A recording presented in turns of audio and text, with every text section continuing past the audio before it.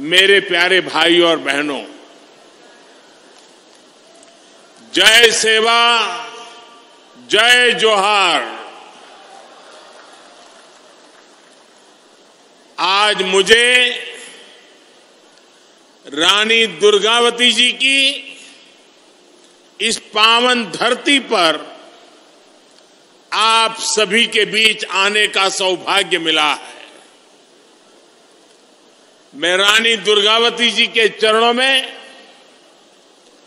अपनी श्रद्धांजलि समर्पित करता हूं। उनकी प्रेरणा से आज सिकल सेल एनीमिया मुक्ति मिशन एक बहुत बड़े अभियान की शुरुआत हो रही है। आज ही मध्य प्रदेश में 1 करोड़ लाभार्थियों को आयुष्मान कार्ड भी दिए जा रहे हैं। इन दोनों ही प्रयासों के सबसे बड़े लाभार्थी हमारे गौंड समाज, भील समाज या अन्य हमारे आदिवासी समाज के लोग हैं। मैं आप सभी को, मध्य प्रदेश की डबल इंजन सरकार को बहुत बहुत बधाई देता हूं। साथियों, आज शहडोल की इस धरती पर देश बहुत बड़ा संकल्प ले रहा है। ये संकल्प हमारे देश के आदिवासी भाई बहनों के जीवन को सुरक्षित बनाने का संकल्प है। ये संकल्प है सिकल सेल एनीमिया की बीमारी से मुक्ति का। ये संकल्प है हर साल सिकल सेल एनीमिया की गिरफ्त में आने वाले 2.5 लाख बच्चे और उनके 2.5 लाख परिवार के जनों का जीवन बचाने का। साथियों, मैंने देश के अलग अलग इलाकों में आदिवासी समाज के बीच एक लंबा समय गुजारा है। सिकल सेल एनीमिया जैसी बीमारी बहुत कष्टदायी होती है। इसके मरीजों के जोड़ों में हमेशा दर्द रहता है। शरीर में सूजन और थकावट रहती है। पीठ, पैर और सीने में असहनीय दर्द महसूस होता है। सांस फूलती है। लंबे समय तक दर्द सहने वाले मरीज के शरीर के अंदरूनी अंग भी क्षतिग्रस्त होने लगते हैं। ये बीमारी परिवारों को भी बिखेर देती है। और ये बीमारी न हवा से होती है, न पानी से होती है, न भोजन से फैलती है। ये बीमारी ऐसी है जो माता पिता से ही बच्चे में ये बीमारी आ सकती है। ये आनुवंशिक है। और इस बीमारी के साथ जो बच्चे जन्म लेते हैं वो पूरी जिंदगी चुनौतियों से जूझते रहते हैं। साथियों, पूरी दुनिया में सिकल सेल एनीमिया के जितने मामले होते हैं उनमें से आधे 50% अकेले हमारे देश में होते हैं। लेकिन दुर्भाग्य की बात है कि पिछले 70 सालों में कभी इसकी चिंता नहीं हुई। इससे निपटने के लिए कोई ठोस प्लान नहीं बनाया गया। इससे प्रभावित ज्यादातर लोग आदिवासी समाज के थे। आदिवासी समाज के प्रति बेरुखी के चलते पहले की सरकारों के लिए ये कोई मुद्दा ही नहीं था। लेकिन आदिवासी समाज की इस सबसे बड़ी चुनौती को हल करने का बीड़ा अब भाजपा की सरकार ने, हमारी सरकार ने उठाया है। हमारे लिए आदिवासी समाज सिर्फ एक सरकारी आंकड़ा नहीं है, ये हमारे लिए संवेदनशीलता का विषय है, भावनात्मक विषय है। जब मैं पहली बार गुजरात का मुख्यमंत्री बना था, उसके भी बहुत पहले से मैं इस दिशा में प्रयास कर रहा हूं। हमारे जो गवर्नर है श्रीमान मंगूभाई, आदिवासी परिवार के होनहार नेता रहे हैं। करीब 50 साल से मैं और मंगूभाई आदिवासी इलाकों में एक साथ काम करते रहे हैं और हम आदिवासी परिवारों में जाकर के इस बीमारी को कैसे रास्ते निकले, कैसे जागरूकता लाई जाए, उस पर लगातार काम करते थे। जब मैं गुजरात का मुख्यमंत्री बना, उसके बाद भी मैंने वहां इससे जुड़े कई अभियान शुरू किए।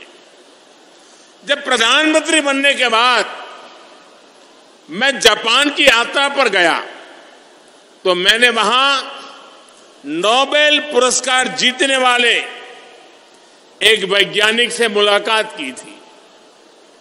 मुझे पता चला था कि वो वैज्ञानिक सिकल सेल बीमारी पर बहुत रिसर्च कर चुके हैं।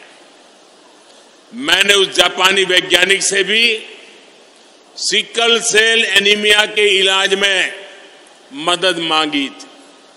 साथियों, सिकल सेल एनीमिया से मुक्ति का यह अभियान अमृत काल का प्रमुख मिशन बनेगा और मुझे विश्वास है जब देश आजादी के 100 साल मनाएगा, 2047 तक हम सब मिलकर के एक मिशन मोड में अभियान चला करके ये सिकल सेल एनीमिया से हमारे आदिवासी परिवारों को मुक्ति दिलाएंगे, देश को मुक्ति दिलाएंगे। और इसके लिए हम सबको अपना दायित्व निभाना होगा। ये जरूरी है कि सरकार हो, स्वास्थ्य कर्मी हो, आदिवासी हो, सभी तालमेल के साथ काम करें। सिकल सेल एनीमिया के मरीजों को खून चढ़ाने की जरूरत पड़ती है, इसलिए उनके लिए ब्लड बैंक खोले जा रहे हैं। उनके इलाज के लिए बोन मैरो ट्रांसप्लांट की सुविधा बढ़ाई जा रही है। सिकल सेल एनीमिया के मरीजों की स्क्रीनिंग कितनी जरूरी है, ये आप भी जानते हैं। बिना किसी बाहरी लक्षण के भी कोई भी सिकल सेल का कैरियर हो सकता है। ऐसे लोग अनजाने में अपने बच्चों को ये बीमारी दे सकते हैं। इसलिए इसका पता लगाने के लिए जांच कराना, स्क्रीनिंग कराना बहुत आवश्यक है। जांच नहीं कराने पर हो सकता है कि लंबे समय तक इस बीमारी का मरीज को पता नहीं चले। जैसे अक्सर अभी हमारे मनसुख भाई कह रहे थे कुंडली की बात, बहुत परिवारों में परंपरा रहती है, शादी से पहले कुंडली मिलाते हैं, जन्माक्षर मिलाते हैं। और उन्होंने कहा कि भाई कुंडली मिलाओ या न मिलाओ, लेकिन सिकल सेल की जांच का जो रिपोर्ट है, जो कार्ड दिया जा रहा है, उसको तो जरूर मिलाना और उसके बाद शादी करना। साथियों, तभी हम इस बीमारी को एक पीढ़ी से दूसरी पीढ़ी में जाने से रोका जा सकेगा। इसलिए मेरा आग्रह है, हर व्यक्ति स्क्रीनिंग अभियान से जुड़े, अपना कार्ड बनवाए, बीमारी की जांच कराए। इस जिम्मेदारी को लेने के लिए समाज खुद जितना आएगा, उतना ही सिकल सेल एनीमिया से मुक्ति आसान होगी। साथियों, बीमारियां सिर्फ एक इंसान को नहीं, जो एक व्यक्ति बीमार होता है उसको ही सिर्फ नहीं, लेकिन जब एक व्यक्ति परिवार में बीमार होता है तो पूरे परिवार को बीमारी प्रभावित करती है। जब एक व्यक्ति बीमार पड़ता है तो पूरा परिवार गरीबी और विवशता के जाल में फंस जाता है। और मैं एक प्रकार से आपसे कोई बहुत अलग परिवार से नहीं आया, मैं आपके बीच से ही यहां पहुंचा हूं। इसलिए मैं आपकी इस परेशानी को अच्छी तरह जानता हूं, समझता हूं। इसलिए हमारी सरकार ऐसी गंभीर बीमारियों को समाप्त करने के लिए दिन रात मेहनत कर रही है। इन्हीं प्रयासों से आज देश में टीबी के मामलों में कमी आई है। अब तो देश 2025 तक टीबी को जड़ से समाप्त करने के लिए काम कर रहा है। साथियों, हमारी सरकार बनने के पहले 2013 में काला जार के 11,000 मामले सामने आए थे। आज ये घटकर 1,000 से भी कम रह गए हैं। 2013 में मलेरिया के 10 लाख मामले थे। 2022 में ये भी घटते घटते 2 लाख से कम हो गए।